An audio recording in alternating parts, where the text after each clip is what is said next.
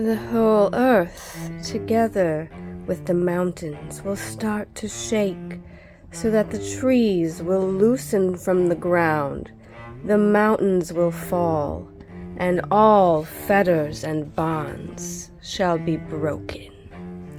Then the Fenris wolf will break free. The sea will surge onto the land as the Midgard serpent writhes in giant fury and advances up on the land. On the flooding sea, Naglfar comes floating. The giant steering Naglfar is named Shrym. The Fenris wolf advances with its mouth gaping. Its upper jaw reaches to the heavens, and the lower one drops down to the earth.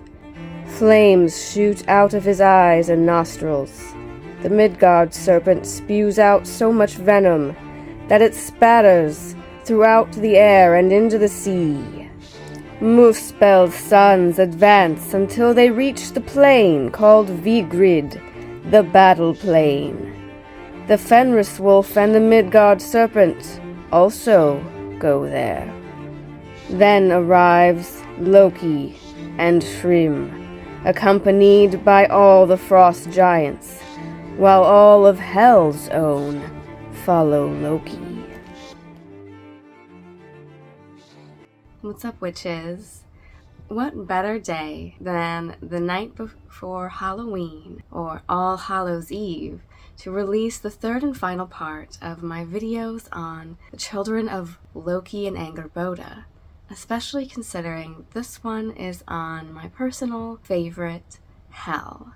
From my limited experiences since coming to the path of Norse paganism, while she is the one that we perhaps know the least about from what is strictly written in the poetic and prose Eddas, she might be the child of Loki and Angrboda who is perhaps worshipped the most in modern-day pagan practices, to the point where I would say that she is ranked now by many among the goddesses.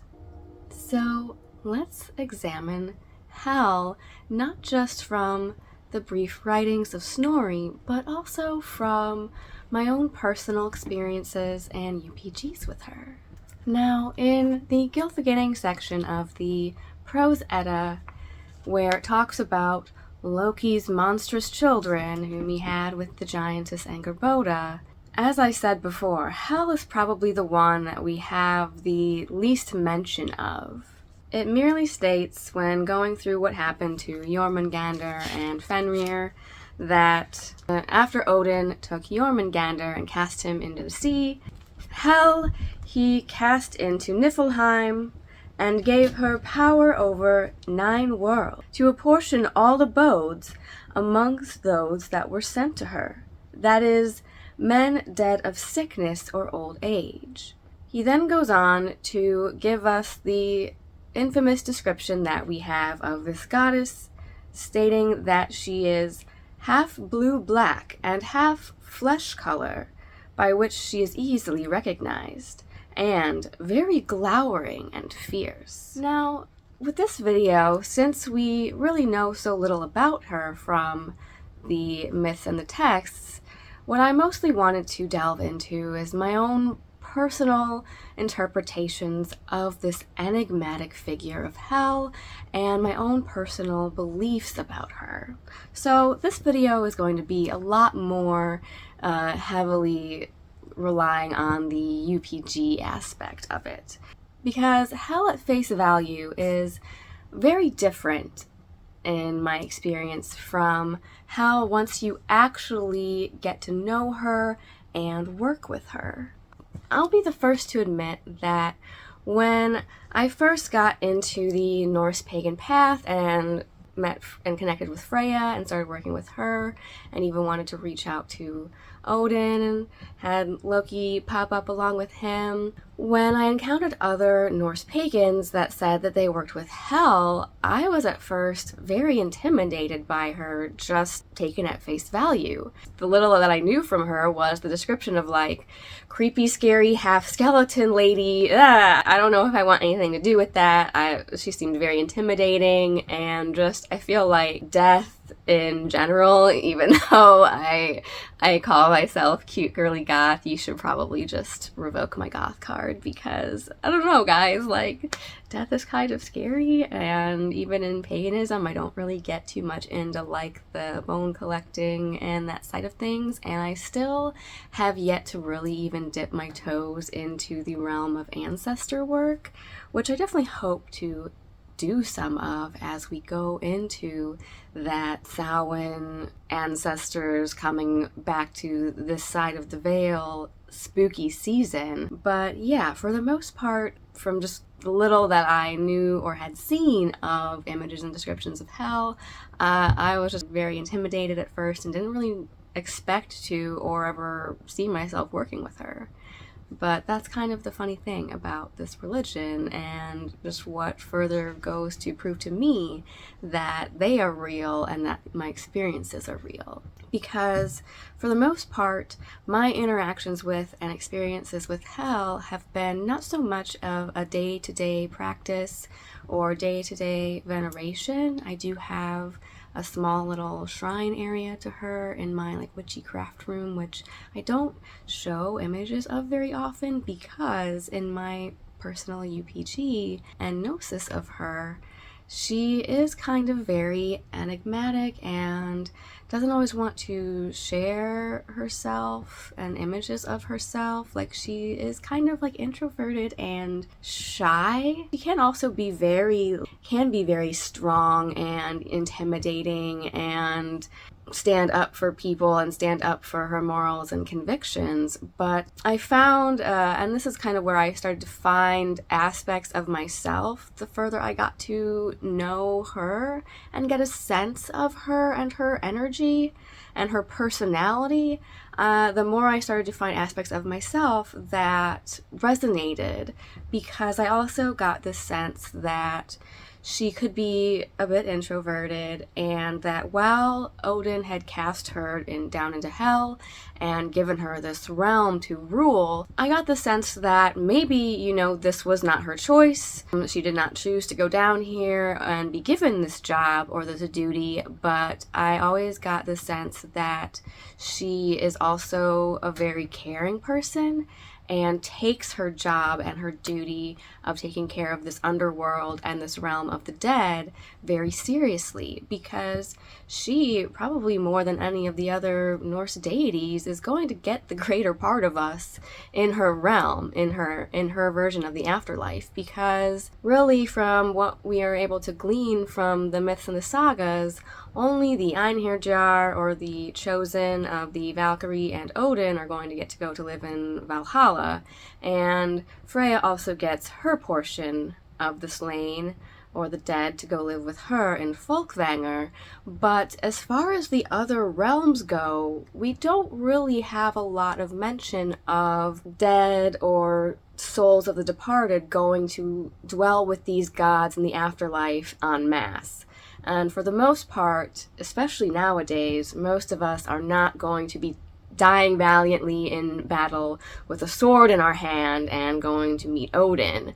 So the majority of us are going to live in Hel's realm. And this is also where I think we get a little bit more into the UPG side of things, as far as my own personal beliefs, as far as how I see her realm and how I see Helheim. In the Eddas, Snorri does not give a very fond description of Helheim and the afterlife. In Gylfaginning, he goes on to state that there she has an enormous dwelling, with walls of immense height and huge gates. Her hall is called Eljudnir, sprayed with snowstorms. Her dish is hunger. Her knife is famine. Her slave is called lazy, and slothful is her woman servant. The threshold over which people enter is a pitfall called Falandaforad, falling to peril. Her bed is named Kor, or sick bed, and her bed curtains are Blikyandabol, gleaming disaster. And so here I think we're starting to get into the realm of conflating and mixing the Christian or Christianized version of hell as this place of punishment for the evildoers and sinners. It being said that she's waited upon by the sinful, the lazy, the slothful, and things like that.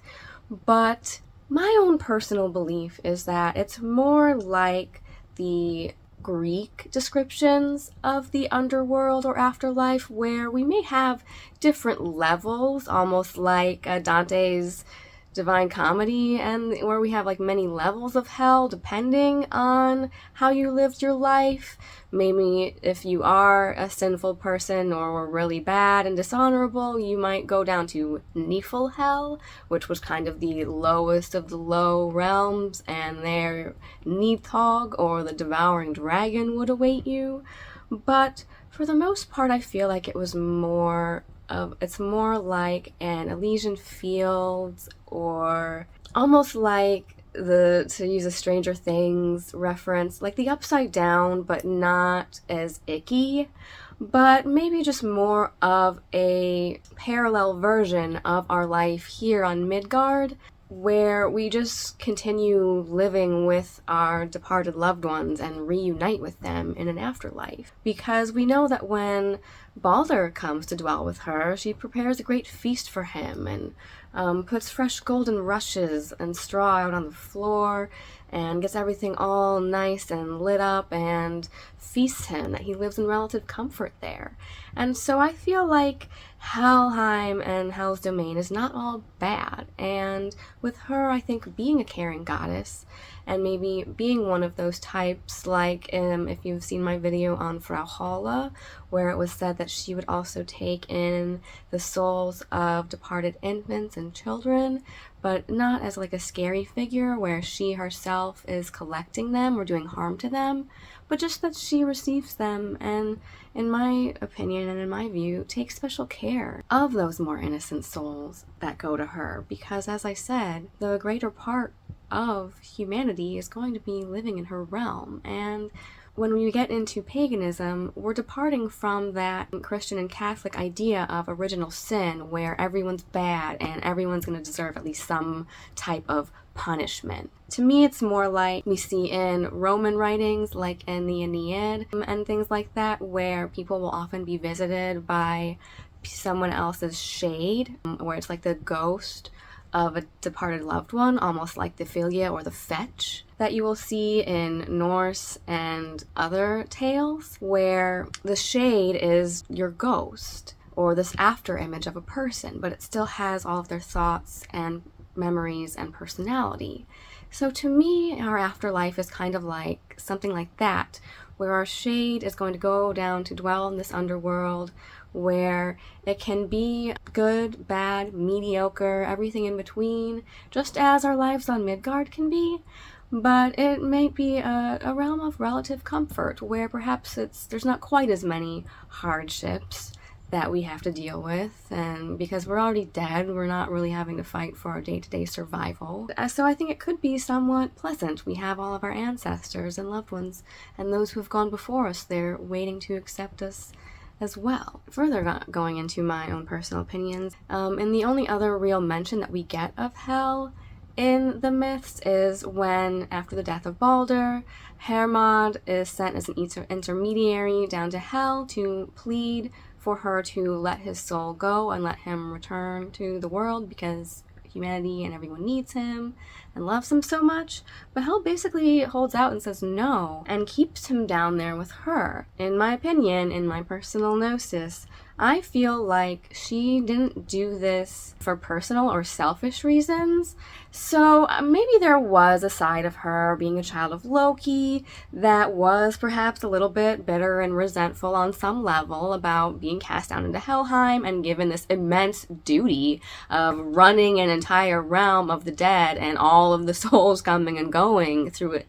Like, that's a big job. That's a big responsibility. I do wonder on some level if Odin did this to keep Hel busy, keep her so occupied that she wouldn't have time to really, as a child of Loki, scheme against him or the other Aesir. And part of me also wonders if it was also to try to appease Loki somewhat because of the shitty way that the rest of Loki's children were treated, and the fact that Loki himself is, despite being blood brothers with Odin, not allowed to kind of have any rank or rulership among the Aesir. So perhaps this was kind of like an olive branch in a way, where Odin was able to kill two birds with one stone and, on the one hand, appease Loki and his children by being like, well, you know, I'll give one of your children rulership over an entire realm. It's just going to be the realm of the dead. But it's still a great duty, and one that I do believe she takes seriously, even if it wasn't her choice. And I think that also Odin might have been also not just getting her out of the way, but keeping her too busy to do anything. It's my belief that Hel also kept Balder down there with her, not for selfish reasons or for some sort of payback against Odin and the Aesir, but because she knew that those in Helheim also needed Balder there with them. Because maybe Helheim is kind of a gloomy, dreary place, being an underworld and not really getting any of the, sunlight of Midgard or the upper realms. Maybe she wanted to keep Balder there because he made Helheim a brighter and happier place for those that she was caring for and those under her charge living in her domain. To kind of delve further into what I see Hel's other major role as is not just caring for the souls of the dead, but if you want to view our soul as kind of a shade or her realm as kind of this shadow realm, I believe that Hel is also a goddess of shadow work, and that is where I have had the most personal experience and connection with her. When I first got into this path and started working with Freya as my primary deity and patroness, as I refer to her, there was a point where I was just really going through a lot of personal introspection and frankly like depression, and just doing that work on myself to go back and examine my past, examine my childhood, examine things that were still coming up as repeated patterns of just instances or my own personal behavior, and trying to examine like where these feelings and thoughts and triggers were coming from. And I now know that I was doing what some in the circle call shadow work, where it's this period of intense personal scrutiny where you really are breaking yourself down and examining your own flaws, triggers, and even those things that maybe you don't really like about yourself, and coming clean with yourself. And maybe that's Hel's aspect as a child of Loki, and that know thyself aspect, and you can't lie to yourself aspect, because Freya, I do believe, was the one that kind of handed me off to Hel when in my first year of this pagan path to work with on this shadow work aspect and this shadow work side of things. And it's now my belief that as we grow and develop as people and try to develop our sense of self and personality, the shadow self can also be those aspects or behaviors that not only do we maybe not like about ourselves, so we try to cut them off, cast them away and say, well, that's not who I am anymore. I'm not that person, or I don't want to be that person. Or maybe it's those things that other people tried to stamp out or oppress or get rid of in you, or tell you was not acceptable in order for you to feel accepted or to feel loved. So you cut those parts away. You try to push them down and repress them. But it turns out that I think that those aspects of us actually just get given over to Hel, or she takes them and she keeps them for us in what I at one point referred to as Hel's storage locker. She's keeping all of that shit that we thought we got rid of. We thought we pushed it away so we wouldn't have to deal with it. We wouldn't have to come to terms with it. We wouldn't have to examine those deeply buried memories or those flaws that we don't want to admit that we see in ourselves. And when we're ready, she's there to hand it back to us and help us go through that important reintegration process so that we can accept those things about us, work on actually healing them instead of just avoiding them or running from them or coping with them in unhealthy ways our whole lives. So that, I think, is first and foremost what she does for the living, as well as being a steward and carer for the dead. And in terms of how I view being someone that does work primarily more with Loki, her father, how I kind of get a sense of their relationship dynamics. Loki shares an altar space in my home with Odin, and it's split down the middle, but Hel, as I said, is kind of a little bit more picky about her space. She wanted her own space, her own secret space. I don't really get permission from her or a sense of not only wanting to, needing to, but being able to share pictures of her space. And not just that, but when I first set up the space to her, it has a little statue carving of her and just some little trinkets placed around it.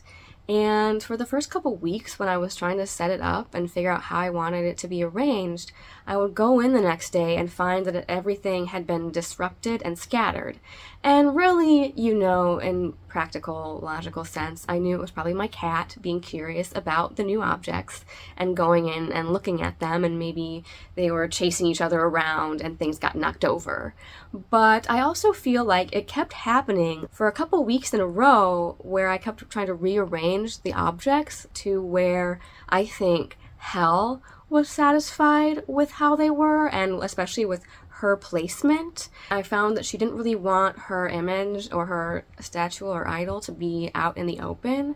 She kind of wanted to be kind of tucked away in the shadows and only half seen. So as soon as I kind of had things arranged to, I guess, where she was happy with it, all of a sudden no longer found things disrupted when I would go in there anymore, and have not found anything disrupted since then. Maybe it was cats, maybe that was Hel establishing her preferences, but I just thought that that was an interesting personal experience that I have had with her. And in terms of her and Loki's relationship, I do kind of personally get the sense that it is a bit of a strained relationship. I do get the sense that she is this very practical, no-nonsense person because of the important work that she's been given to do, and because she does take her duty so seriously, whereas Loki kind of takes nothing seriously. He has that more carefree, almost irresponsible, irreverent attitude about things. And so I get the sense that maybe Hel feels like she has to be the parent in a way in their relationship, and as the more responsible, dutiful one. So it's a little bit of a reverse dynamic between them. And so maybe, she doesn't exactly resent him or have a hateful relationship. I don't know. Maybe I could stand to be corrected on that front. But I do think that, yeah, it's a little bit of a reverse dynamic where she acts more like the parent, and he, being someone that helps me with my own inner child and nurturing the inner child, has a childish attitude about things. And so maybe I think that that's something that can kind of annoy her at times. That's really all that I personally have to talk about as far as experiences with her. As I said, I mostly got in touch with her through Freya for shadow work, and I will say that while there is more to her than just intimidating, scary, half dead lady, when I first made that connection with her and made kind of my formal introductions to her, I did it through oracle cards. And I'll try to find a picture to insert here because I thought it was very interesting that the card I pulled from the deck was of a key, as if I was being given the key to the gates of Helheim and given an entrance into her realm to get to know her and to work with her. Me, being the silly mortal that I am, assumed that I would be doing this and getting into that shadow work on my timeline and at my convenience, but no. Hel was like, oh no, we're doing this right now, and kind of like, this is Sparta yeeted me down into the pit, and I had to, get down with my bad self and really put in that work of the shadow work that, you know, being someone in their 30s, I thought that I'd already been there, done that, but no, you can still have things that, you know, you can put in more work on, or things that you thought were over and done with, but turns out maybe the first time around you didn't find the healthiest coping mechanisms for these things, and there's a better way. But yeah, as I said, maybe you kind of have to break yourself down first before we can build ourselves up bigger and better. And as a god of chaos and entropy, I think that perhaps that is why Hel is one of Loki's children, because they can have that destructive side and represent those destructive cycles of breaking things down, but they are also going to be there on the other side of things to help us pick ourselves back up. And that is what I appreciate about them. I hope you guys enjoyed this series, and I look forward to filming more spooky season related content even after we go into the period after Halloween itself, because in my opinion the Wild Hunt is riding from that time all the way until midwinter, so I really want to delve into a couple other topics that maybe don't relate to strictly Norse paganism side of things, but can still kind of relate to these spooky season topics. So until next time, stay classy, pagans.